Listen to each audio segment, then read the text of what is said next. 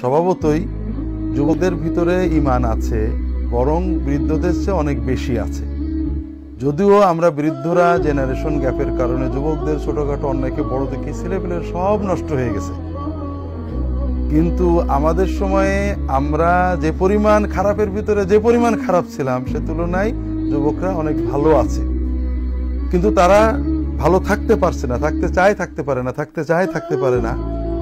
কিভাবে থাকবে, এটা হলো প্রশ্ন। বিশেষ করে ইন্টারনেট এবং মিডিয়া, স্যাটেলাইট টেলিভিশন ইত্যাদির মাধ্যমে তোমাদের ভিতরে যে বহু রকমের অশ্লীলতা এবং অশালীনতা, এগুলো সহ্য করা যুবকদের জন্য কষ্ট, পাপের পথে চলে যাওয়া সম্ভাবনা থাকে। এখানে প্রথম বিষয় বুঝতে হবে যে যুবকদের জন্য আল্লাহ তাআলা দ্বীনকে সহজ করেছেন। মানুষ তো পাপ করতে পারে, তওবা তার জন্য খোলা। আল্লাহ রাসূল সাল্লাল্লাহু আলাইহি ওয়াসাল্লাম বলছেন যে যারা জান্নাতে আরশের ছায়ায় কিয়ামতের আশ্রয় পাবে, তাদের দ্বিতীয় শ্রেণী হলো শাবুন শাফি ইবাদাত রাব্বি, যে যুবকেরা আল্লাহর ইবাদতে বড় হয়েছে। এই জন্য বৃদ্ধদের ইবাদতের চেয়ে যুবকদের ইবাদত অনেক গুরুত্বপূর্ণ। তারপরেও যুবকদের সচেতন থাকতে হবে, তাদের শক্তিও বেশি। রাসূলুল্লাহ সাল্লাল্লাহু আলাইহি ওয়াসাল্লামের সাহাবী হয়েছিলেন সবাই যুবক। রাসূলুল্লাহ সাল্লাল্লাহু আলাইহি ওয়াসাল্লাম 40 বছর বয়সে নবুয়ত শুরু করলেন। এই নবুয়তের ওনার চেয়ে বেশি বয়সের কেউ ঈমান আনছিল এরকম আমরা দেখি না, সবাই ওনার চেয়ে কম বয়সের। আর অধিকাংশই 12, 14, 15, 20 এর ভিতরে। অর্থাৎ তরুণ সমাজ যত সহজে সত্য গ্রহণ করতে পারে, স্বার্থ চিন্তা না করে সত্য চিন্তা করতে পারে, এটা বৃদ্ধরা ওইভাবে পারে না। এখন প্রশ্ন হলো যে তারা কিভাবে ভালো থাকবে। ভালো থাকার জন্য কয়েকটা বিষয় মনে রাখতে হবে। প্রথমত, আল্লাহর সাথে সম্পর্কটা যে আমার পার্সোনাল করতে হবে, এটা চেষ্টা করতে হবে। সালাত সবচেয়ে গুরুত্বপূর্ণ।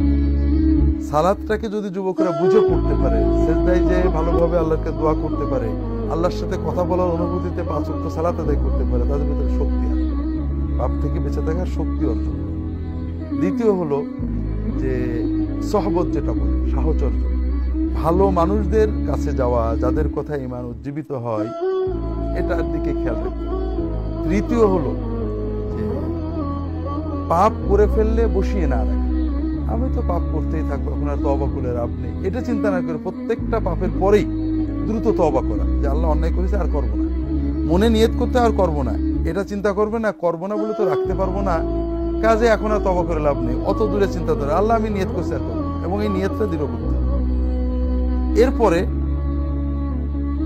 আল্লাহ তাআলার সাথে সম্পর্ক গভীর করার জন্য সহজ, নফল কিন্তু উপকারী হলো বেশি বেশি আল্লাহ জিকির করা সব সময়। এটা কিন্তু যুবকদের জন্য কঠিন কিছু না। চলতে ফিরতে আল্লাহ তাসবিহ তাহলিল করা, দুরূদ শরীফ পড়া, আল্লাহ জিকির করা, আল্লাহর সাথে কথা বলা, দোয়া করা, এটা যদিও নফল ইবাদত, কিন্তু এটা মনের ভিতরে আল্লাহর প্রতি একটা ভালোবাসা এবং পাপ বর্জনের শক্তি। আর সবচেয়ে বড় হলো পড়া, ভালো জিনিস পড়তে হবে, কোরআন পড়তে হবে। পড়াটা কিন্তু একজনের বড় সওয়াব।